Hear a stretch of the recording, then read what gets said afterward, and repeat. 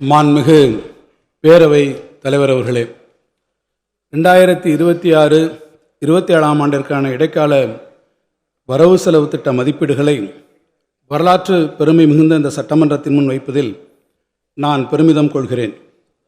இந்திய திருநாட்டின் இரண்டாவது மிகப்பெரிய பொருளாதாரமாக திகழ்வது மட்டுமின்றி நாட்டிலேயே இரட்டை இலக்க உயர் பொருளாதார வளர்ச்சியை தமிழ்நாடு அடையும் வகையில் கடந்த 5 ஆண்டுகளில் நாடே போற்றும் நல்ல பல திட்டங்களை நிறைவேற்றி நல்வழி காட்டிய மாண்புமிகு முதலமைச்சர்களுக்கு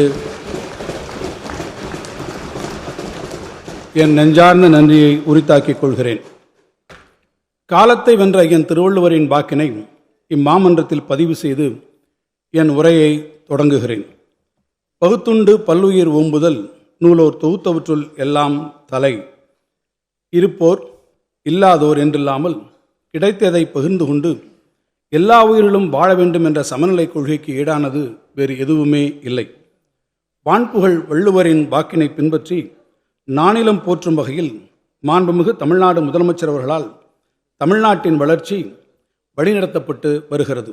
மகளிர், மழலையர், முதியோர், தொல்பழங்குடியினர், மாற்றுத்திறனாளிகள் என கடைக்கோடி தமிழரும் தமிழ்நாட்டின் வளர்ச்சி பயணத்தில் பங்கு பெறும் சூழல் உருவாகியிருப்பது தனிச்சிறப்பாகும். ஏற்றுமதியை பெருக்கி பணவீக்கத்தை குறைத்து உயர் பொருளாதார வளர்ச்சியை அடைந்திட்ட அதே வேளையில் தமிழ்நாட்டில் வறுமையை ஒழிக்கும் இறுதிப் போரையும் நாம் தொடங்கி இருக்கின்றோம். மாநிலமெங்கும் பரவலான தொழில் வளர்ச்சியை உருவாக்கிட முன்முயற்சிகள் எடுத்திடும் பின்னணியில் தொழிலாளர் நலன் காக்கவும் பெருந்திட்டங்கள் தீட்டப்படுகின்றன. மிக பெரும் அளவில் வெளிநாட்டு தொழில் முதலீடுகளை எடுத்திடும் முயற்சிகளுக்கு சற்றும் குறையாமல் சிறு குறுந்தொழில் வளர்ச்சியையும் வழிநடத்தியுள்ளோம். மகளிர் சுய உதவி குழுக்களுக்கு அதிகளவு வங்கிக் கடன் உதவி மட்டுமின்றி விண்வெளி தொழில்நுட்ப புத்தொழில் நிறுவனங்கள் மலர்ந்து செழித்திடவும் வழிவகை செய்யப்பட்டுள்ளது. அனைவருக்கும் உணவு பாதுகாப்பை உறுதி செய்திடும் முனைப்பில் நீர்வளம் பெருக்கி உணவு உற்பத்தியில் வரலாறு காணாத சாதனையை நாம் நிகழ்த்தி காட்டியுள்ளோம். நவீன திறன் பயிற்சிகள் பெற்று உலகை வெல்லும் தமிழக இளைஞரை உருவாக்கிட நாம் வடிவமைத்த முன்னோடி திட்டங்கள் அடைந்த வெற்றி உலகப்புகழ்பெற்ற பல்கலைக்கழகங்களை தமிழ்நாட்டுக்கு வருகை புரியவும் வைத்துள்ளன.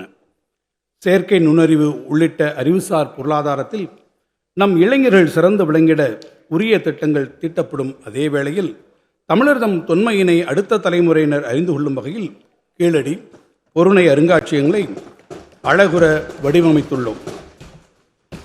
மாவட்டந்தோறும் மாபெரும் தொழிற்பூங்காக்கள், 4 வழிச்சாலைகள், மேம்பாலங்கள் எனும் வளர்ச்சி